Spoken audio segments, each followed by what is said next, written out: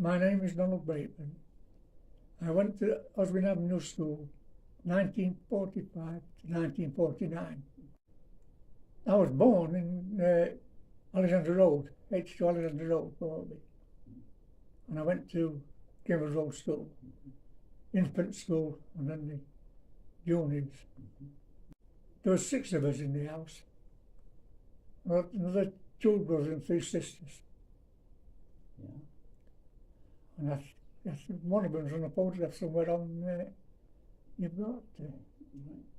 Well, my mum was just ordinary housewife, that's all.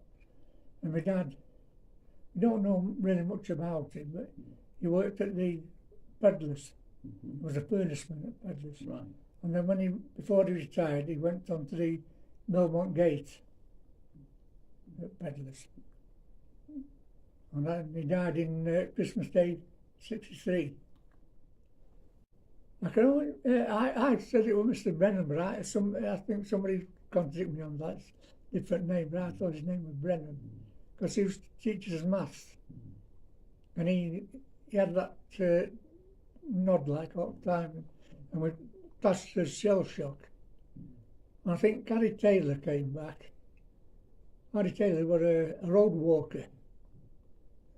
You know, these funny walks, you know. And he played piano at Star, at bottom of Cemetery Road. Old Jimmy Green was still there, he's been there for years. Old Jimmy Green. Right. Well, what did he teach? Music. Oh, right. If you wanted music.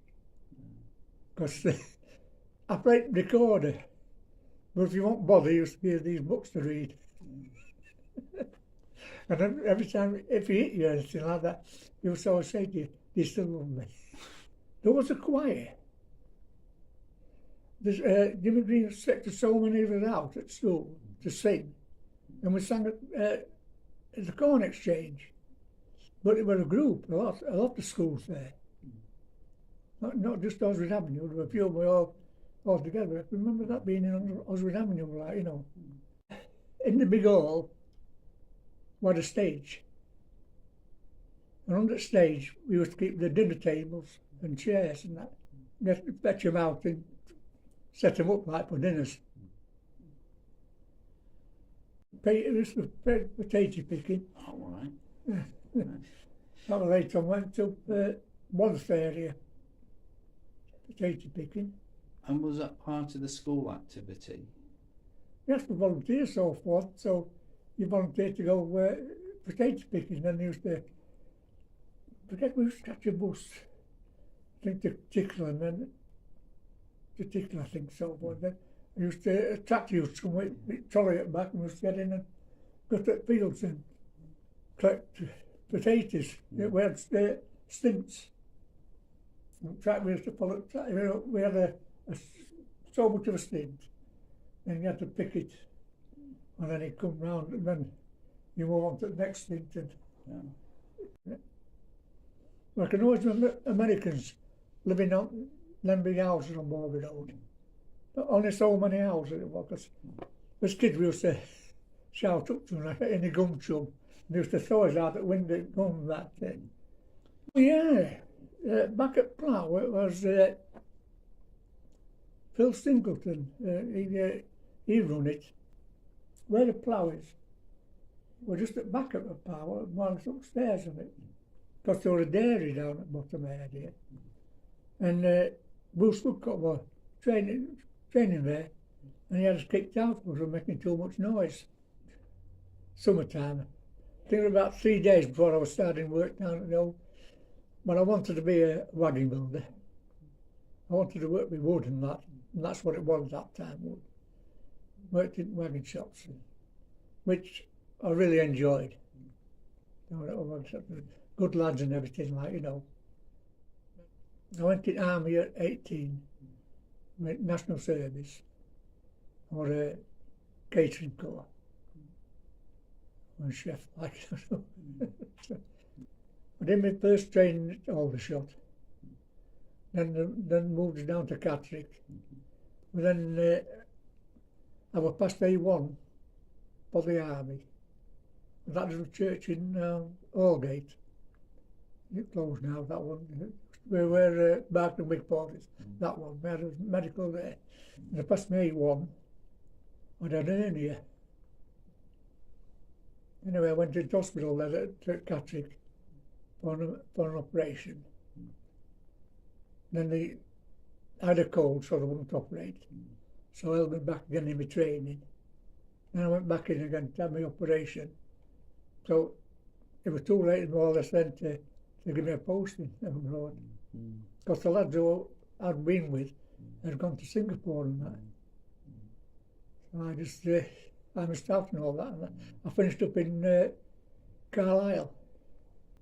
518 Company, Pioneer Corps, Mossbank.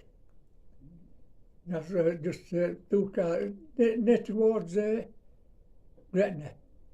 Because we used to win the Gretna at night for the nights out. Yeah, well, up girls. And Longtown, and went to Longtown. That was a big army camp. That one, big ammunition place and so forth. You know.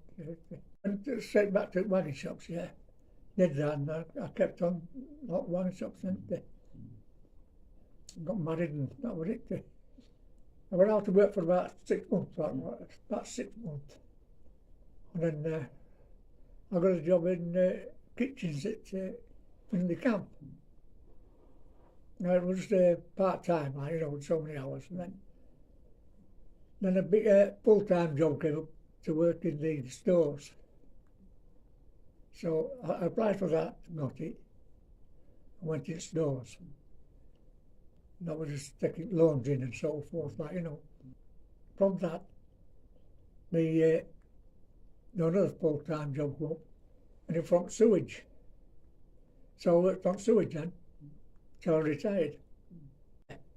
Because we used to go to the shows. You went last month to leave camp. Oh, RAF, yeah, because I worked for RAF type thing, and the camp closed down and went to everything.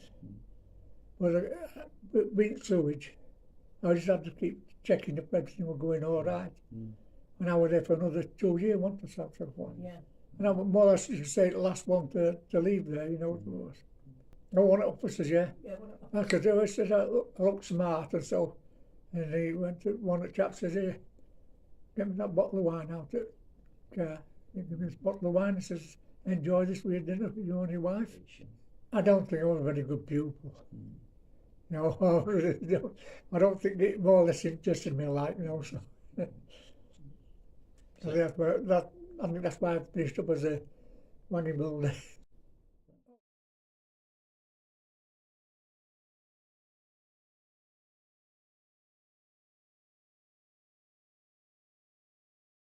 If you would like to know more about the Ossie Through the Ages project, then please email me at tonyarmstrong1959@outlook.com.